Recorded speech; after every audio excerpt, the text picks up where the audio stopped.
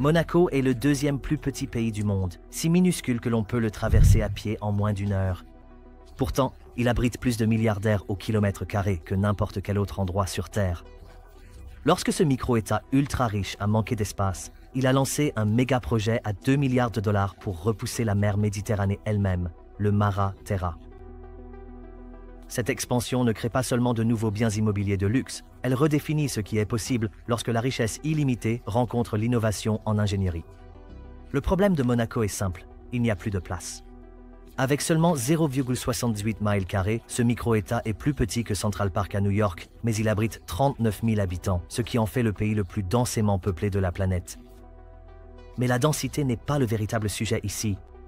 Ce qui compte, c'est qui vit à Monaco. Un habitant sur 3 est millionnaire. Le prix moyen d'une maison, 5,2 millions de dollars. Vous voulez un appartement de bonne taille avec vue sur la mer? Il vous en coûtera 30 millions de dollars. L'équation est implacable. Quand on est coincé entre la mer et les montagnes, avec chaque centimètre carré déjà construit, comment continuer à se développer? Comment loger l'élite propriétaire de yachts qui fait tourner votre économie? Pour le prince Albert II, la réponse était évidente. Si vous ne pouvez pas vous étendre vers l'extérieur ou vers le haut, étendez-vous sur la mer elle-même. Il ne s'agit pas seulement d'appartements de luxe. L'économie de Monaco dépend de sa capacité à attirer et à retenir les ultra-riches. Sans possibilité de croissance, la principauté risque de perdre son avantage concurrentiel face à d'autres paradis fiscaux dans le monde. Ce n'est pas la première tentative de conquête navale de Monaco. Depuis les années 1950, la principauté a gagné près de 20% de son territoire sur la Méditerranée, y compris le quartier glamour de la plage du Larvotto et les terrains qui accueillent son célèbre Grand Prix de Formule 1. Le quartier de Fontvieille, achevé en 1981, a ajouté 0,08 miles carrés, soit une augmentation massive de 10% du territoire de Monaco. Construit sous le règne du prince Régnier III, surnommé le prince bâtisseur, ce projet a transformé un affleurement rocheux en grande partie stérile en un emplacement immobilier de premier choix qui abrite aujourd'hui 3000 résidents. Mais le nouveau projet Mara Terra est différent. Les précédentes opérations de remblaiement consistaient essentiellement en des opérations de remplissage et de construction. On déversait des rochers et du béton dans la mer, on aplanissait le tout, puis on commençait à construire. Cette méthode n'est plus envisageable, surtout lorsque le souverain de Monaco se présente comme un champion de l'environnement, et alors que l'écosystème méditerranéen subit déjà une pression immense due au changement climatique, à la surpêche et à la pollution. Le prix de 2 milliards de dollars ne sert pas seulement à acheter du terrain, il finance une nouvelle approche de l'expansion qui tente de concilier luxe et durabilité. L'extension Mara Terra couvre 15 acres, soit environ 15 terrains de football, et prolonge le littoral monégasque de près de 150 mètres dans la Méditerranée. Mais la véritable prouesse d'ingénierie se déroule sous l'eau.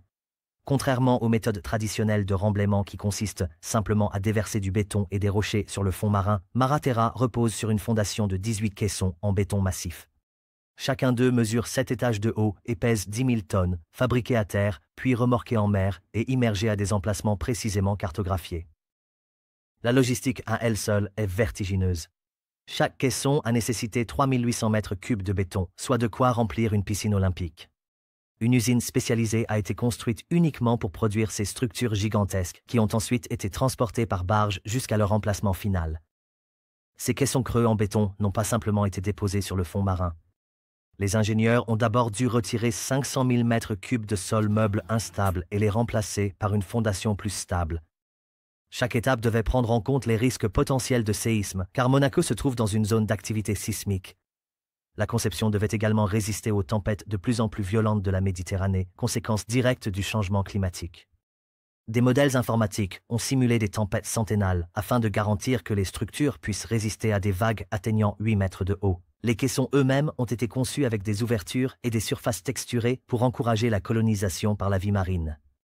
En quelques mois, ces structures artificielles ont commencé à se transformer en récifs artificiels, une tentative d'atténuer l'impact environnemental du projet.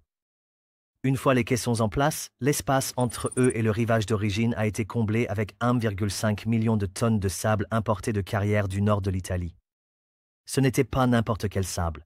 Il a été soigneusement sélectionné pour correspondre à la composition et à la couleur des plages existantes de Monaco. Est-ce suffisant? Nous explorerons cette question plus tard. Mais d'abord, voyons ce que Monaco construit réellement sur ces terres gagnées sur la mer. Quand on est déjà la nation la plus riche du monde par habitant, son nouveau quartier ne peut pas simplement être agréable, il doit être extraordinaire.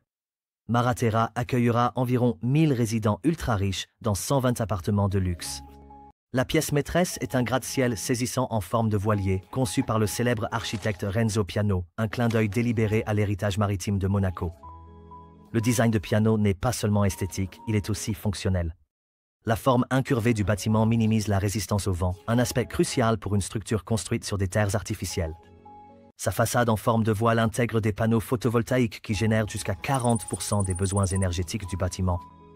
Autour de cette pièce maîtresse se trouvent 6 immeubles résidentiels plus petits, chacun conçu pour maximiser la lumière naturelle et minimiser la consommation d'énergie. Chaque appartement offre une vue sur la mer, une caractéristique indispensable lorsque les prix commencent à 100 000 $ le mètre carré. Mais le véritable argument de vente n'est pas seulement l'architecture, ce sont les atouts écologiques. Le quartier est conçu pour être neutre en carbone, avec des panneaux solaires, des pompes à chaleur utilisant l'eau de mer et des systèmes de récupération des eaux de pluie. Les bâtiments sont dotés de murs végétalisés et de jardins sur les toits. Il y a même une petite colline artificielle, une rareté dans la Monaco à l'espace si limité, créant un parc public qui surplombe la Méditerranée. Le projet comprend un système sophistiqué de gestion des déchets qui trie et traite les ordures sous terre, éliminant ainsi le besoin de camions poubelles.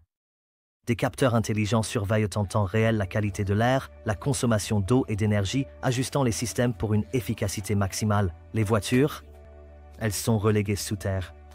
Tout le quartier est entièrement piéton, les véhicules accédant aux appartements et aux commerces par un réseau de tunnels souterrains. Des navettes électriques assurent les déplacements à l'intérieur du quartier, en connexion avec le réseau de transport public existant de Monaco. Pour le prince Albert II, cette démarche écologique n'est pas qu'un argument marketing, c'est une affaire personnelle. En tant qu'océanographe et défenseur de l'environnement, il a positionné Monaco comme un leader de la conservation marine. Maraterra est sa tentative de prouver que développement et préservation de l'environnement peuvent coexister. Mais un projet qui modifie fondamentalement le littoral peut-il vraiment être durable? Dès le début, Maraterra a fait face à une vive opposition de la part des groupes environnementaux. Leur préoccupation était simple. Toute extension artificielle dans la mer perturberait les écosystèmes marins. Le site du projet chevauchait une prairie protégée de Posidonie, une plante sous-marine essentielle à la biodiversité marine et à la séquestration du carbone. Ces poumons de la Méditerranée mettent des siècles à se développer et sont déjà menacés dans toute la région. 1 mètre carré de Posidonie peut produire 14 litres d'oxygène par jour et abriter jusqu'à 300 espèces différentes. Détruire ces prairies ne nuit pas seulement à la vie marine locale, cela contribue aussi au changement climatique en éliminant un puits de carbone naturel. La solution de Monaco? Transplanter soigneusement la Posidonie dans une nouvelle zone protégée avant le début des travaux. Des équipes de plongeurs ont minutieusement déplacé plus de 500 mètres carrés de Posidonie vers une réserve marine voisine. La principauté a également financé la création de récifs artificiels et de zones marines protégées pour compenser l'impact du projet. Plus de 600 structures en béton ont été placées sur le fond marin afin de créer de nouveaux habitats pour la faune marine déplacée. De plus, Monaco s'est engagé à consacrer 35 millions de $ à des projets de conservation marine dans toute la Méditerranée. Cela comprenait le financement d'expéditions de recherche, le soutien aux zones marines protégées dans les pays voisins, ainsi que le lancement de programmes éducatifs sur la préservation des océans. Les critiques soutiennent que ces mesures ne sont qu'une façade, qu'il est impossible de réellement compenser la modification permanente du littoral. Selon des biologistes marins indépendants, la Posidonie transplantée n'a que 50% de chances de survie. Et les récifs artificiels, bien qu'utiles, ne peuvent pas remplacer les écosystèmes complexes qui se sont développés naturellement au fil de milliards d'années. Mais les défenseurs de Monaco mettent en avant le système strict de surveillance environnementale du projet, qui suit en temps réel la qualité de l'eau, la biodiversité marine et la santé des écosystèmes. Tout impact négatif significatif déclenche des mesures d'atténuation immédiate. La réalité se situe quelque part entre les deux. Maraterra représente une amélioration significative par rapport au précédent projet de poldérisation de Monaco, mais il modifie tout de même fondamentalement le littoral naturel. La question n'est pas de savoir s'il y a un impact environnemental, mais si cet impact est justifié par le besoin désespéré d'espace de la principauté. À 2 milliards de $ pour 15 acres, Maraterra revient à environ 133 millions de $ par acre, ce qui en fait l'un des biens immobiliers les plus chers jamais créés. Les chiffres sont vertigineux. La fondation en caisson à elle seule coûte 450 millions de $. Les mesures d'atténuation environnementale ont ajouté 200 millions de $ supplémentaires. Les techniques de construction spécialisées nécessaires pour bâtir sur des terres gagnées sur la mer ont entraîné une majoration de 40% des coûts de construction par rapport à une construction sur terrain naturel. Mais le gouvernement monégasque s'attend à récupérer cet investissement plusieurs fois. Les appartements à eux seuls devraient se vendre à plus de 100 000 $ le pied carré, soit plus du double du prix moyen du marché du luxe existant à Monaco. Cela représente environ 3,5 milliards de dollars rien qu'en vente résidentielle. En ajoutant les espaces commerciaux, les parkings et les places de marina, le chiffre d'affaires total pourrait dépasser 5 milliards de dollars, soit un retour sur investissement de 150%. Pour les acheteurs, ces prix sont justifiés. Monaco offre une combinaison puissante de sécurité, de confidentialité et surtout d'avantages fiscaux. Avec aucune imposition sur le revenu, aucune taxe sur les plus-values et aucune taxe foncière, la principauté est un véritable paradis pour les ultra-riches. Un milliardaire qui achète un appartement à 50 millions de dollars à Mare Terra pourrait économiser autant en impôts en seulement quelques années de résidence, rendant ainsi la propriété pratiquement gratuite sur le long terme. Les effets économiques en cascade s'étendent bien au-delà de l'immobilier. Le projet a créé plus de 2000 emplois dans la construction et soutiendra à terme des centaines de postes permanents dans le commerce de détail, l'hôtellerie et la gestion immobilière. Mare Terra comprend également un petit incubateur technologique qui s'inscrit dans l'effort de Monaco pour diversifier son économie au-delà de la banque et du tourisme. La principauté espère attirer des startups de la fintech et de la green tech en offrant des incitations fiscales et des infrastructures de pointe. Pour Monaco, le calcul est simple. Sans expansion, la croissance s'essouffle. Et dans le monde à enjeux élevés des paradis fiscaux, rester immobile signifie prendre du retard sur des concurrents comme Singapour, Dubaï et les îles Caïmans. Mais la poldérisation a ses limites. Même avec sa nouvelle extension, Monaco reste minuscule. La principauté a déjà construit en hauteur, avec des gratte-ciel qui dominent sa ligne d'horizon. Elle a construit en profondeur avec des parkings souterrains et des centres commerciaux. Désormais, elle s'étend vers la mer. Que se passe-t-il lorsque ces options sont épuisées? C'est là qu'intervient la prochaine frontière de Monaco. Monaco prépare déjà sa prochaine expansion, mais cette fois, la vision est bien plus radicale.